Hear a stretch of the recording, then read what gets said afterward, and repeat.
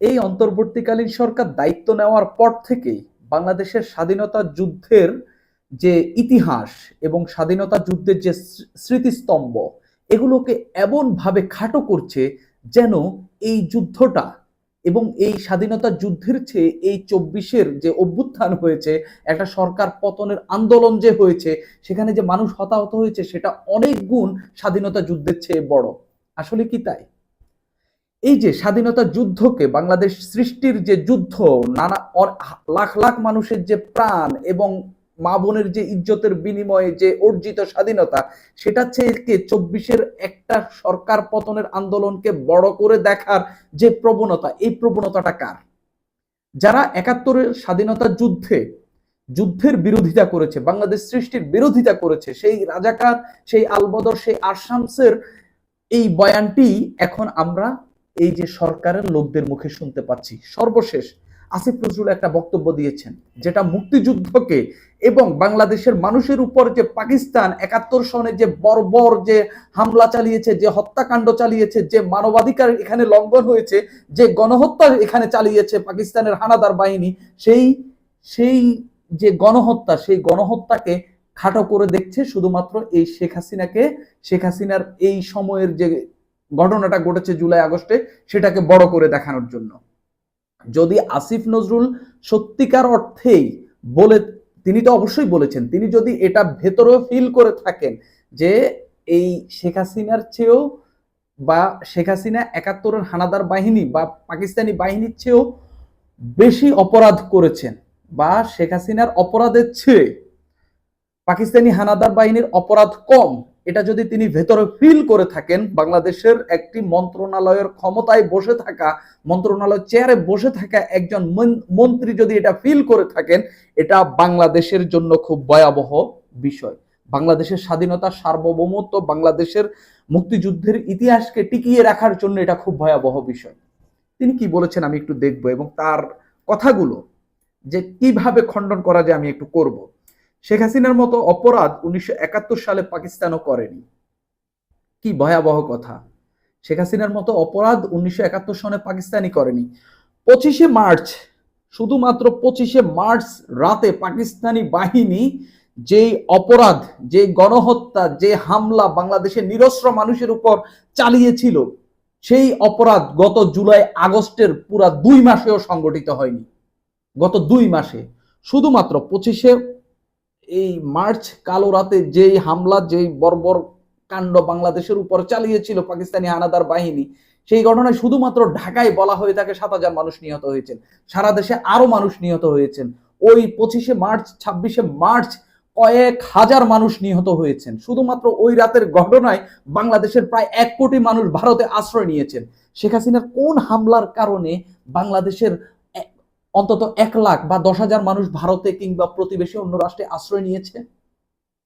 শেখ হাসিনার কোন হামলাটা, আমি জুলাই আগস্টে যে হত্যাকাণ্ড হয়েছে, নিরস্ত্র মানুষের উপর যে গুলি চালানো হয়েছে, লাশের উপর যে গুলি চালানো হয়েছে, লাশকে যে পুলিশের ভ্যান থেকে ফেলে দেওয়া হয়েছে, লাশকে যে পুড়িয়ে দেওয়া হয়েছে, আমি এগুলো সব কিছুর কোনোটাই সমর্থন করি না এবং স্ট্রংলি আমি নিন্দা জানাই। এবং এই হত্যাকাণ্ডের প্রতিটার জন্য ধরে ধরে যারা এই হত্যাকাণ্ড চালিয়েছে, যারা এই হত্যাকাণ্ডের নির্দেশ দিয়েছে, যারা এই হত্যাকাণ্ডের সঙ্গে কোনো না কোনো ভাবে জড়িত, সবার আইনের কাঠগড়ায় দাঁড়াতে হবে এবং সবার বিচার সেভাবেই হতে হবে। আমি এটা স্ট্রংলি দাবি করি। তবে কোনোভাবেই আপনি কি পাকিস্তানের ওই বর্বর হামলার সঙ্গে এই হামলার তুলনা করতে পারেন? এখানে জুলাই আগস্টের নৃশংস হত্যাকাণ্ড হয়েছে, নৃশংস হামলা হয়েছে, বাংলাদেশের বাহিনী বাংলাদেশের মানুষের উপর গুলি চালিয়েছে। আসিফ নজরুল সেটা বলার চেষ্টা করেছেন যে ৭১-এ অন্তত বাংলাদেশের বাহিনী বাংলাদেশের মানুষের উপর গুলি চালায়নি। তিনি তার বক্তব্য বলছে, আমি তার পুরো বক্তব্য আসবো, এই বক্তব্যটাও আমি একটু আমার চোখে লেগেছে। ওটা তো অন্য দেশের বাহিনী, কিন্তু আমরা তো স্বাধীনতা ঘোষণা করেছি তারপর। তিনি বলতে চাচ্ছেন যে ৭১-এ যে হত্যাকাণ্ড হয়েছে, ৭১-এ যে হামলা হয়েছে, সেটা অন্য দেশের বাহিনী। তিনি বলার চেষ্টা করছেন অন্য দেশের বাহিনী যে আরেক দেশের মানুষের জন্য ওইরকম ফিল করবেন না, কিন্তু ২৪-এ বাংলাদেশের মানুষই বাংলাদেশের মানুষের উপর হামলা চালিয়েছে। আচ্ছা, ৭১-এ কি বাংলাদেশের মানুষ বাংলাদেশের মানুষের উপর হামলা চালায়নি? ৭১-এর কি বিরোধিতা করেনি বাংলাদেশের অনেক মানুষ? মুক্তিযুদ্ধ যে না হোক এটাকেই বাংলাদেশের এখানকার অনেক মানুষ চায়নি? বা একটা রাজনৈতিক দল বা কয়েকটি রাজনৈতিক দল যে চায়নি, এটার কি প্রমাণ নেই?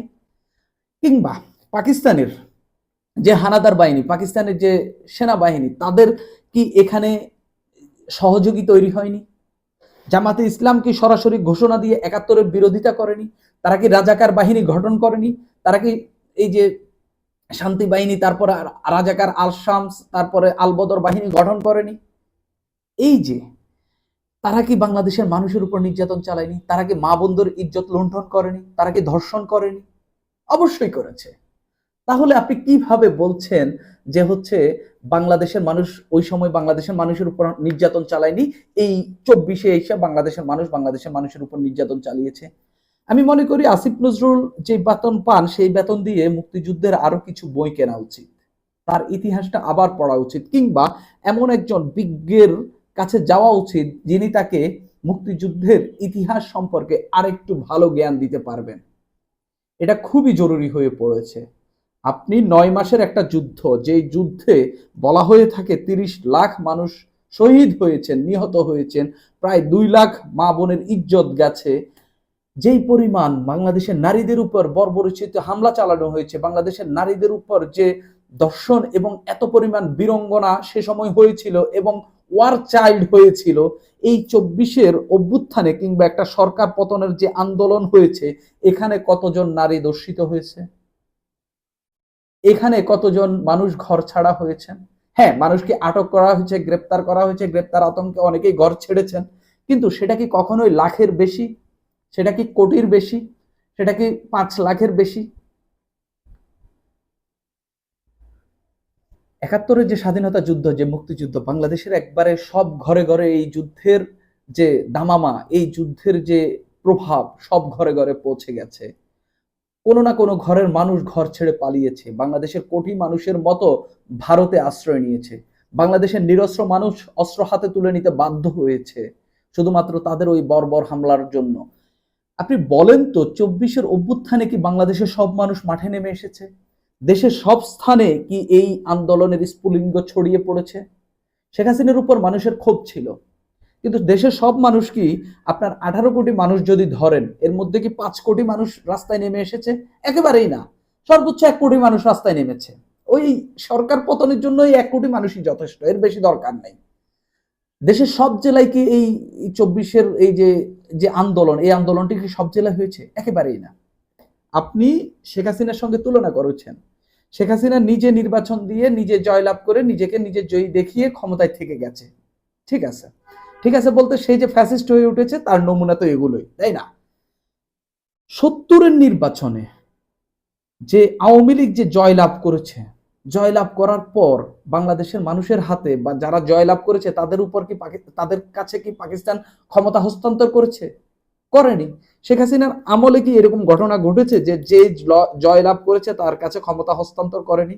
২০১৮ সনে বিএনপির যে ৭ জন জয়লাভ করেছে, অর্থাৎ শেখ হাসিনা যাদেরকে জয়লাভ দেখিয়েছে, জয় হয়েছে হিসেবে দেখিয়েছে, সেই ৭ জনকে কি সংসদে নিয়ে যায়নি? ক্ষমতা তো তাদের হাতে হস্তান্তর করেছে। আপনি কোনোভাবেই ওই স্বাধীনতা যুদ্ধের সঙ্গে এই বাংলাদেশের এই একটা সরকার পতনের আন্দোলনকে আপনি কোনোভাবেই তুলনা করতে পারেন না। আপনি বরং বলতে পারেন বাহিনীকে, পুলিশকে শেখ হাসিনা তার বাহিনীতে রূপান্তরিত করেছে, আর্মিকে কিছু একটা অংশকে তার বাহিনী হিসাবে রূপান্তরিত করেছে, সেই কারণে সেই বাহিনী তার হয়ে বাংলাদেশের আন্দোলনকারীদের উপর, নিরস্ত্র মানুষের উপর হামলা চালিয়েছে। আপনি কিভাবে বলেন? আপনি এখানে আসিফ নজরুল যুক্তি হিসাবে দেখাচ্ছেন যে মানে কি ভয়াবহ কথা, যে মৃতদেহ পুড়িয়ে ফেলেছে এরকম কোন ফুটেজ আমি দেখি নাই। ঘর শুদ্ধা পুরো পরিবারকে পুড়িয়ে ফেলেছে। ১৯৭১ সালে একজন গুলি খেয়েছে, তাকে আরেকজন ধরে নিয়ে যাচ্ছে তার বন্ধু, সেই অবস্থায় তাকে গুলি করেছে। কোন মুক্তিযোদ্ধার এমন কোন বর্ণনা আমি পড়িনি। আচ্ছা, এখনকার যে জনে জনে মোবাইল ছিল ২০২৪ সনে, ২০০০ এই ১৯৭১ সনে কি এটা কি সম্ভব ছিল? আরে মানিকগঞ্জে যদি সংঘর্ষ চলে, সেটা ঢাকায় সেটার খবর আসতে ২ দিন লাগতো। যদি সাভারে সংঘর্ষ হয়, ঢাকায় এটার খবর আসতে ১ দিন লাগতো। আপনি কোথাকার খবর কিভাবে পাবেন? আপনি এই যে এই একজন গুলি খেয়েছে, আরেকজনকে তার বন্ধু ধরে নিয়ে যাচ্ছে, আপনি এটা জেনেছেন কিভাবে? পত্রিকার কল্যাণে, সংবাদের কল্যাণে। ৭১-এ কি এইরকম পত্রিকাগুলো ছিল?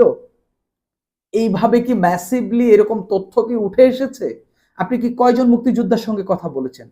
তিনি বলেছেন অন্যরকম নৃশংসতা থাকতে পারে, কিন্তু এরকম নৃশংসতা করেনি। হায় রে আসিফ নজরুল, আপনি বরঞ্চ বলে দেন ৭১ স্বাধীনতা যুদ্ধেই হয়নি, এটা একটা গন্ডগোল, বলে দেন। ওই যে অন্য বাহিনীর কথা যেটা বলছেন, ৭১ বাংলাদেশের মানুষ বাংলাদেশের উপর, জামাতে ইসলামী নেতাকর্মীরা বাংলাদেশের মানুষের উপর, বাংলাদেশের নারীদেরকে রেপ করেছে, এরকম প্রমাণ রয়েছে। বাংলাদেশের মানুষের উপর এই পাকিস্তানি বাহিনীর সঙ্গে মিলে হামলা চালিয়েছে, এরকম প্রমাণ রয়েছে। আপনারা আসলে জামাতকে যে খুশি করতে চাচ্ছেন, এটাই তার প্রমাণ। আর যদি আসিফ নজরুল এটা মুখ ফসকে বলে থাকেন, তাহলে আমি বলবো আপনি মুক্তিযুদ্ধ নিয়ে আরো চর্চা করেন, আমারও অত চর্চা নেই। কিন্তু আমি ৭১, বাংলাদেশের যতগুলো গণ আন্দোলন হয়েছে, ইভেন ২৪, আমি এর বাইরে যেতে পারবো না।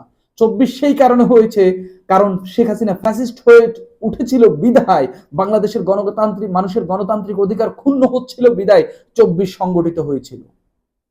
কিন্তু আমি কখনো এটাকে ৭১-এর চেয়ে বড়, আরো এরকম ২৪টা ২৪ হইলেও আমি এটাকে ৭১-এর চেয়ে বড় হিসাবে দেখব না।